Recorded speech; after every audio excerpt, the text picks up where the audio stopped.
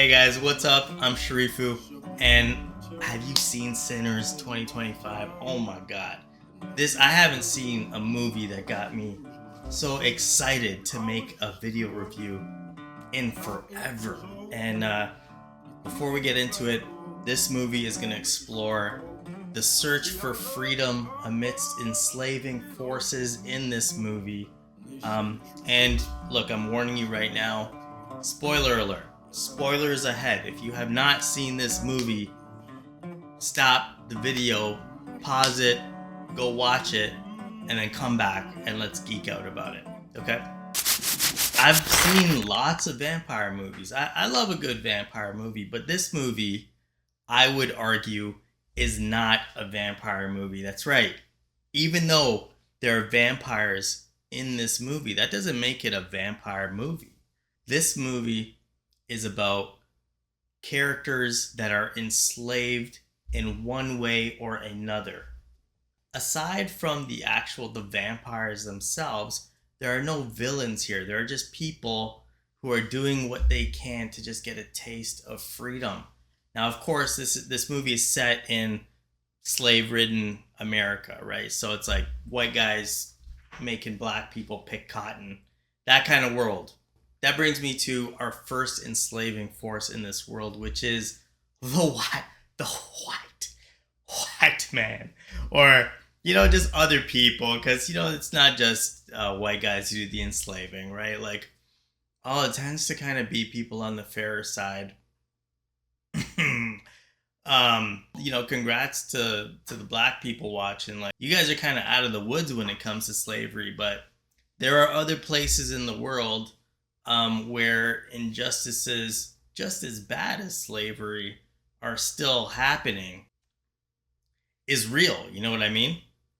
Like, this issue is real. Is so real. Is real.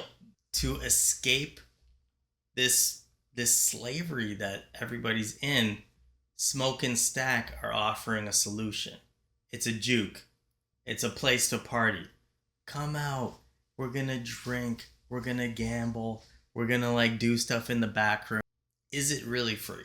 And I think that that's what the movie is begging the viewer to ask. Like, they're not really tackling the problem here, which is truly getting equal rights and, getting out of this crazy enslaved situation that everybody's in. Sin here is actually the second enslaving force that I would say exists in this movie. And it's not so clear cut, right? Because the people who want to escape slavery for a moment, the people going to the juke to party, are going there to experience freedom. Hey, I'm in Canada right now, and I can relate to what that's like. We call them weekend warriors up here. You work 9 to 5, or let's face it, much longer through the week. Weekend comes and you just go all out and try to have some fun. But come Monday, you're still there, right? And same with these people. Come the sun, when the sun rises, you still got to go back to the cotton fields, right? So sin is actually ironically being approached as a way out, but it is actually another type of enslavement. Smoke and Stack, in some ways, are the real villains in this movie, in that they are the ones who bring people into exploring sin as a way of freedom, because that's what they know. They've earned their money to buy this juke by committing crimes, right? So that's the way that they found freedom, and in a way that's what they're offering people, just in different forms of, I guess, quote unquote evil. And then, of course, finally we have Sammie. Sammie has a gift, right? The gift of making music that can pierce time and space and give people a feeling that is so real and transcendent. And can we just applaud for that scene? That scene where literally like people from different time periods are popping in. Like, how awesome was that scene? Yeah, Sam has a gift, and he is the main character because the struggle between how he's going to use this gift is so clear. He is the son of a preacher, but he's so good at guitar, right? And he's chosen the way to express himself, the way that he can relate to the most is through blues music.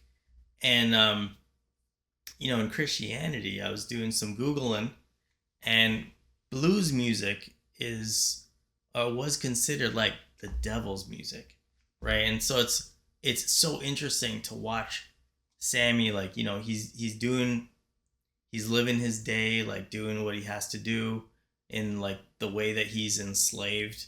To feel alive, to feel free, he has to take his guitar and go and have some wild, kind of like not good fun, right? I'm a Muslim guy. I love guitar, right?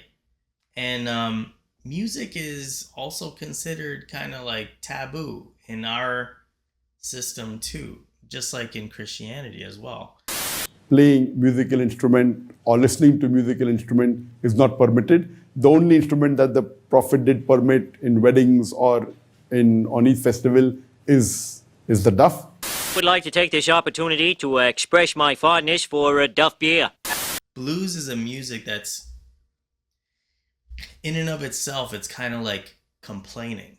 It's kind of like it's literally you're singing the blues because of how crappy things are, right? And what that really is really ingratitude. So it makes sense to me why the blues would feel and seem as like sinful or like taboo. Believers, conversely, there's that scene with the medicine woman when either Smoke or Stack is talking to her about how you doing. How does she respond? No misery is worth complaining about. It's the opposite of the blues.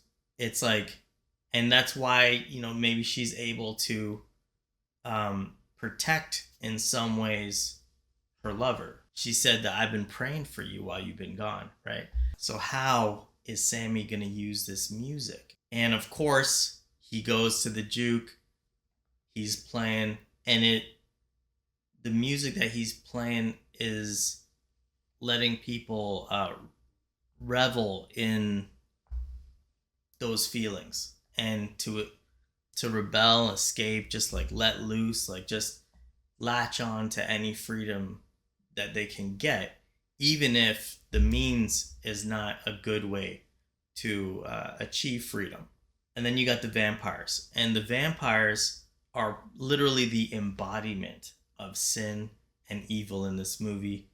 The main vampire, and like shout out to that like Irish scene, when he's doing the thing and he's just dancing and stuff, like that scene was hype. So the vampires are sin embodied, the devil himself in a way. And what happens to their victims? The souls of those people are trapped in those bodies, which is another type of enslavement. So yeah, in this movie, I really think that sin itself is an enslaving force. God himself is an enslaving force. For Muslims, it's not weird to say I'm like the servant or slave of God. I think this whole movie reminds me of Wyclef Jean's like real story. Daddy was a minister and he wanted me to sing church music. And I was like, I ain't going to theology school. And he was like, you can't serve two masters. You either gonna serve God or the devil. So I had to choose a master. This was really hard. So I chose the master to be music. He, just like Sammie, had this like beautiful gift, being good at guitar and exploring music, right? If you don't know Wyclef Jean, like kids, Google him. The pastor is looking for freedom too, in a way. But he has his freedom, the pastor's freedom, and all those Christians who are preaching and praising God in that church, their freedom is in the enslavement to God himself, God's rules, what God wants, right? So the movie concludes in this like incredible scene with Sammie. He's just escaped the vampires, the devil himself, and he has a piece of that guitar left. Although he already smashed it on that vampire, but he's still got the strings, and he's still got the neck, and he walks into the church, and his dad is telling him, put down the guitar, put it down. And just that scene of him fighting, like still fighting, when he's reminiscing with the brother that comes in, they both agree that that night, despite all the bad that happened, was the best night of their lives. I think my favorite scene is the post-credit scene where you see Sammie using his guitar for good for a moment in that church where he's by himself and he's just singing This Little Light of Mine, but he's using that tool for good. So hey, this movie, it hit me right in the feels, because like, I can admit this, like when I first started exploring Islam, a lot of people were telling me, hey, music is haram. Haram means unlawful, much like the pastor to Sammie. And I remember deleting like thousands of MP3s. You guys might not even know what an MP3 is. In that journey of leaving music and coming back, I came to the conclusion that it's what is in the songs that matters, right? Like, and I think Sammie in the movie realizes something similar. He realizes something that his father, the pastor, does not realize. And that is that he can use this guitar for good or for evil. A place of gratitude and praise. Like look at the lyrics of This Little Light of Mine. It's a song about spreading faith and love and good throughout the world. Or you could sing about the blues, where people lose themselves in a bottle of alcohol. They do all kinds of evil. In the end, you can't really say Sammie picked one side or the other, because he's still torn, and that's what makes the movie so good. Anyway, I just love that this movie centered on music and the good and bad of it, and it, like, slavery and searching for freedom. Like, you don't see good movies like this very often.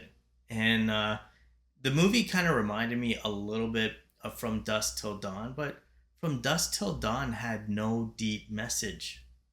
It was like if you only saw the juke scenes where they're fighting vampires, and then the sun rises and they walk off, and that would have been From Dusk Till Dawn.